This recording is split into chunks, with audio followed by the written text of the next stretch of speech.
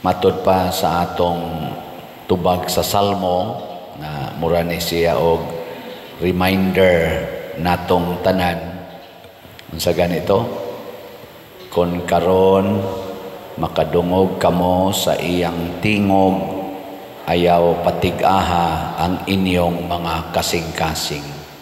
Gihisgutan sad ni sa unang pagbasa sa sulat ngadto sa mga Hebreo nga kinahanglan gyud maminaw ta sa Ginoo kay mapariha unya ta sa mga Israelita nga gikayugtan sa Ginoo og misaad ang Ginoo nga di gyud sila makasulod sa akong pahulay nganuman kay tig-a sila kasing-kasing bisag nakadungog, nakakita og nakasinati na sila sa buhat og tingog sa Ginoo, wa gyud sila musunod, wa mabag-o. Lingi ay mong tupad na kumusta imong heart, tig-a? Na imong heart ba, tig-a ba?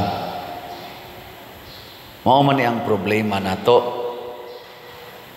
Nya ato pag yung i-accuse ang Ginoo usahay nga, Ginoo, nganong wa man ko nimo paminawa? Daghan man nato moingon ana, wa ko nimo paminawa, wa ko nimo tubaga. Sa tinud-anay kita maoy hinay maminaw, dili ganahan mo tubag sa Ginoo. Pero ang Ginoo answer dayon. Tanawa din sa tong ebanghelyo. Niingon ang sanlahon, kung buot ka, maayo ko. Unsa may gibuhat sa Ginoo, tubag dayon. Buot ko, maayo ka. Ayo dayon siya. Pagkaayo na niya, nisulti na sad ang Ginoo, ayaw gid ni ipanabi ha. Ngadto dayos pari, pahiling niya, unya human, paghalad, gituman ba sa tao? Oo. Nanabi hinoon siya maayo, purti gid niyang panabi. Hangtod na lang hinoon nga si Jesus dili na makapasaya-saya sa pag-adto sa lugar nga gusto niyang atuan kay maggubot naman ang mga tao. Mao na nga kuan kayo no, kanang dako kay ni siya og sana kanang pahinomdom ba nato kitang mga kunuhay nagtuos Ginoo nga kamao kitang maminaw og mosunod sa instruction sa Ginoo. Kadtong nomdom atong gisgutan asa na sa social media katong nagbugal-bugal sa Ginoo nga MC. Nakabasa man ko og post niya sa ambot og di ba kato AI, usor ba ng AI na ron nga nangayo siya, nihimo siya public apology, nangayo siya pasaylo sa iyang gibugal-bugalan. Gani mura siya napaluha kay kuan kuno kayo, wa siya kalibutan unsa di ay kuno kangilad sa iyang gisulti nya. Luoy kayo ang iyang pamilya kay mura og nauwaw kaayo ang iyang pamilya sa iyang gibuhat. Ana nangay siya pasaylo pero human na iya nang nabuhat nya. Mao pag ito'y gipasanginlan karon sa mga tao in a spiritual sphere, mao to'y gipasanginlan nganong nahitabo kining dako kaing sunog, wildfire nga mi kalas o kinabuhi, mi kaon og mga dili mga ordinaryong mga panimalay, apil sa dang ordinaryo, mga balay nga worth tag 20 ngadtos 50, 60 million ang kantidad. Ang mga balay $1 million na ha, dili na million pesos gipangaon kayo. Di gyud ba normal? Kaya ang normal nga sunog di man gina makasunog sa dagko kaing building, di nakasunog kay kanang mga mansions, di nakasunog pero kadtong sunoga asos daghan ng mga mansion sila. Apil pagos Mel Gibson, Angelina Jolie, sila si basta mga sikat nga mga artista, mga celebrities, mga athletes tuwa na nga sunog ang balay. Nyara ba maglisod na sila og pabarog kay nanga-cancel sa ilang insurance. Karon sa kunong tuiga before sa sunog, porting daghana ang insurance policy nga na-cancel, basin o wa mabayre. Mao na ron ang mga insurance companies, sige nilang sang pangita og depikto kay na naghanang balay imong bayro nun. Kuan gid ba nag-abot ba? Muna di man tingita mo ingon nga sa ako nang gikaingon di man ginasilot sa Ginoo, pero kani manggong dili nato pagpaminaw sa pulong sa Ginoo mo resulta gyud og kadaot. Mo na ang mga tao nga nagsigig reklamo sa Ginoo dito sa Kamingawan nga wa gyud gani ni appreciate nga gipakaon sila sa Ginoo, giluwas sila sa ilang pagkaulipon dito sa Ehipto, gipalakaw pa sila taliwala sa dagat nga pula. Wa gyud ka appreciate nga sige lang yapog bagulbol, nanungha ang mga bitin nga malagi pangaon sila gipamaak. Nya una pa sad sila nagbasol sa dihang gipamaak na sila sa bitin. Ano bitang maghuwat gid bitaw ta nga nanatay miserable situation una pa ta mo duol sa Ginoo, bati kay nang batasana. Mo na dinhi sige tag baligyag slat nganuman samtang naa pa moy hayahay nga kahimtang duol na mo sa Ginoo. Kanus naman sad mo duol sa Ginoo, nya nasagwa na mo'y kwarta. Magsige na sa mga Ginoo in taon taga ikog kwarta. Pero karong naa pa kay kwarta, bisag 100 pesos para sa atong Santo Niño nga activity, di jud ka mo palit og slot. Bisag 500 pesos para sa atong tiwas og bayad sa kumbinto, SBF dag, di jud ka mo palit. Nya inigabot na sa panahon nga maglisod na kag maayo, Ginoo tabangi in taon ko, Ginoo in taon.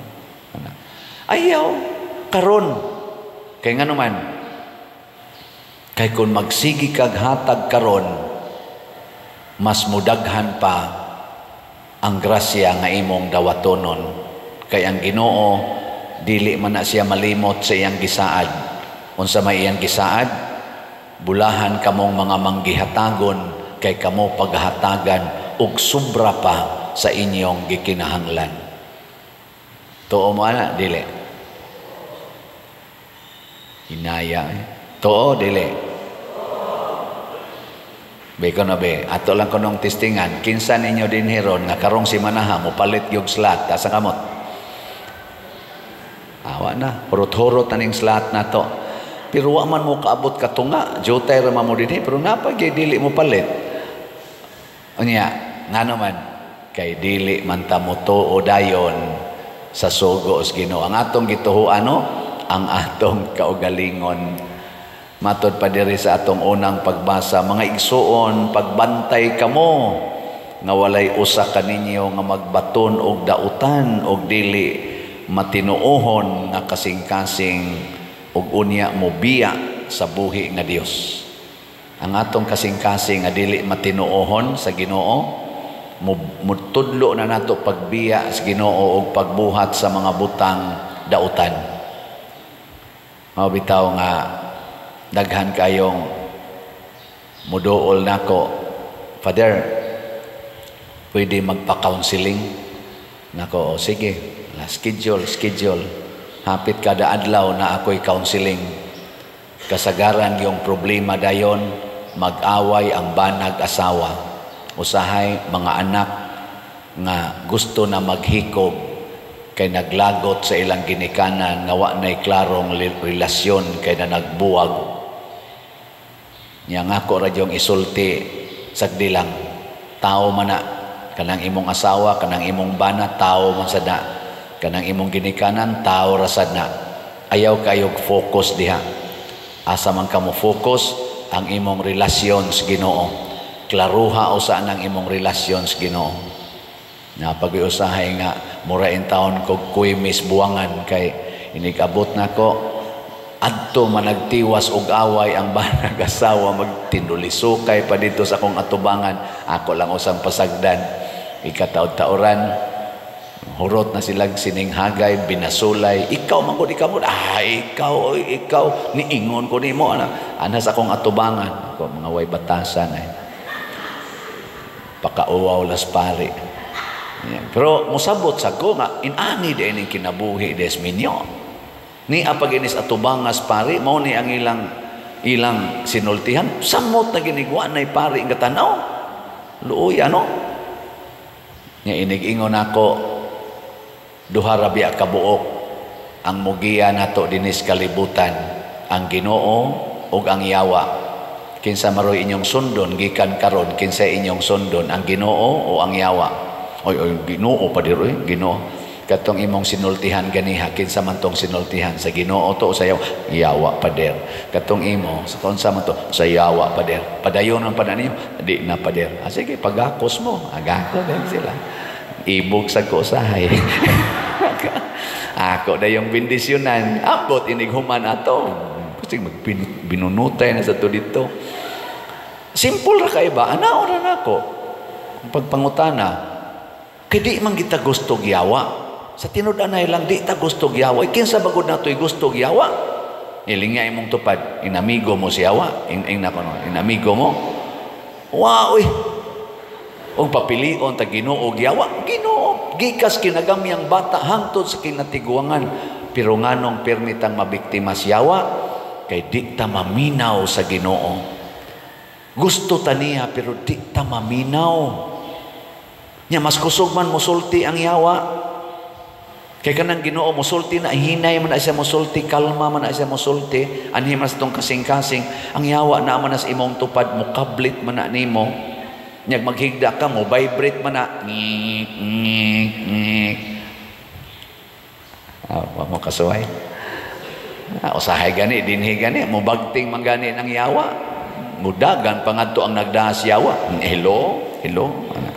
Oo, nagsimba pa ko. Taas kay gwaling pari. Apil pag yung libak gamay. O pa mo magwali. Nya isoda is bulsa. Balik dayon dire. Naging hapakon. Mas kusog tang maminaw sa yawanon nga mga informasyon. Porting singgit sa katong nagrally. Kalinaw, kapayapaan, kahiusa, magpasayloay. Kay why nasod nga moasinso kung magsigig away labi na gid ang ato mga leaders.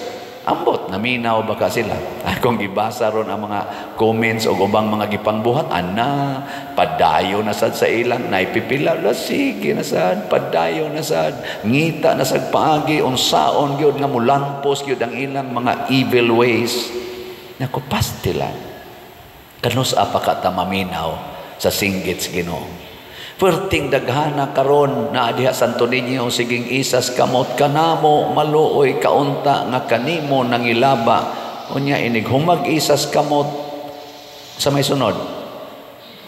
Mangusi na sad sa anak, manghapak na sad sa anak, manglatos na sad, manulisok na sad sa mga kauban, mga silingan. Ang baba nga nagsigiingon, bato balani sa gugma kanamo maluoy kaunta. Di pa gani kagawa sa kural sa Santo Niño Basilica nang libak nagsugod. Unsa man tong wali atong pari mo kasabot ato. Nasa toy pari dito gaduka. Inaana ba? Ana mo kon-celebrate. Ayaw na mo ana. Ako kada gid pista Santo Niño kana mga nobina daghan kay mangutana pader nus aman imong schedule. Ako ngano man ang ganahan mi pader kay di mi magduka. Gihimo lang gyud ko nga unsa man entertainer. May nang imong misa pader kay di mi magduka, wa gyud magduka.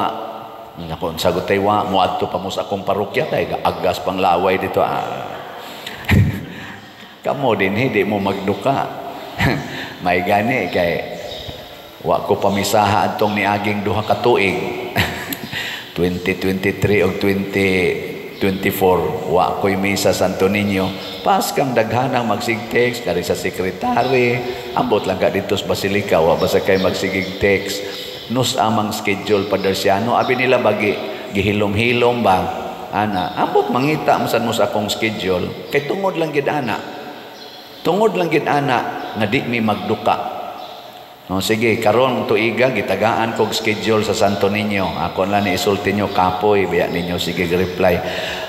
Ako na lang ning isulti. Ang akong schedule karon wa sa novena, masses, wa sad sa fiesta mass, tuwa sa Thanksgiving mass. Ini Kalunes, pizza 20. Karon mang Domingo ang pista, ini ka pizza 20, alas 2 sa hapon.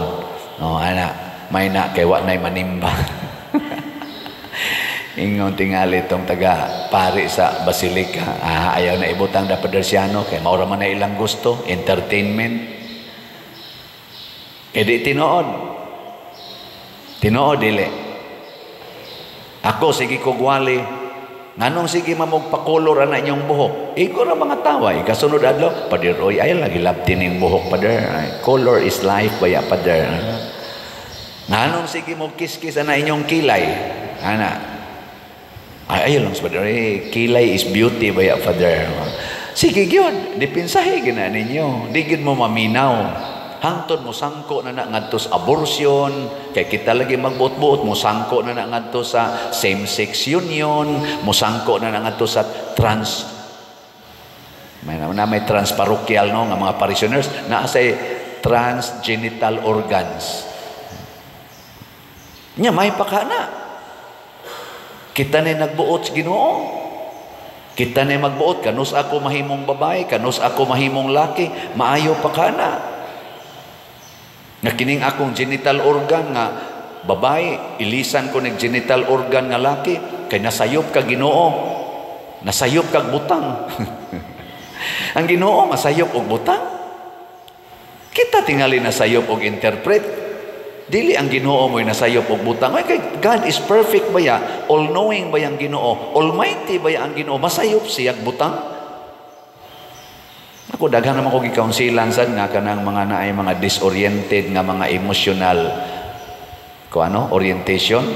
Ang ako yung unang isulti, muangkon ba ka nga ang Ginoo all-knowing? Nya, dili siya masayop. God is perfect. Muangkon ba ka? Og di siya mo angkon ako hunongon tanan ning atong istorya.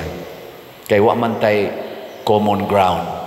Pero mo angkon ka sa kamatuoran nga ang Ginoo is all-knowing and perfect, then we can proceed. Kana may pinakauna. Nganong kinsa man tang mangoreksyon sa Ginoo? Kinsa man tang nga maoy mo diktar sa Ginoo? Kinsa man tang moingon Ginoo nganong wa ko nimo tubaga? Nganong wa ko nimo ayuha, nga ang Ginoo man tay mo ingon nganong wa ko nimo paminawa, nganong wa ko nimo sunda, gigiyahan ti kapadong sa kaayuhan, nganong anha magyud ka moambak anang naang kayo, moambak magyud ka anang agianan nga daghan kay kadaot, magpailad magyud ka anang mga tao nga magsigig diktar nimo sa mga yawanong buhat, korupsyon, pangwarta, gahom. Nahangtod na lang ining panahon sa eleksyon, siging binayranay, siging ginastuay anang kwartang milyon, bilyon. Unsa man ining atong eleksyon? Unsa man pinalitay, ginastuhay? Nganong magkinahanglan man gyud ang mga politicians og dako kaing budget? To the point nga mangurakot na lang gyud sila. Unya ra bagi unay-unay lang ta kay ang kurakoton ang ato rasang kwarta hangtod nga wa na tay kwarta mangutang nag trillions of dollars or trillions of pesos ipuno-puno aning atong utang nga 16 trillion na kuno ang atong utang karon isayunan kag bayad anang 16 trillion nya das mga bata mga 119 million ra kuno tang mga Filipinos unsaon ani mo pagbayad? Ang kada Filipino mag-average og 130,000 kada usa. Kabayad ka taana. Tungod lang gid anang gastos eleksyon, gastos sa pagprotektar anang ilang gahom kanang ilang dihang dynasty, political dynasty. Nga mura na kog nasuko noon. Maminaw tas Ginoo ha. Sige, lingay mong tupad. Ingna sugod karon sabat nako. Ang di mo sabat, yawan on. So good karon. Maminaw na gyud ko ni Lord.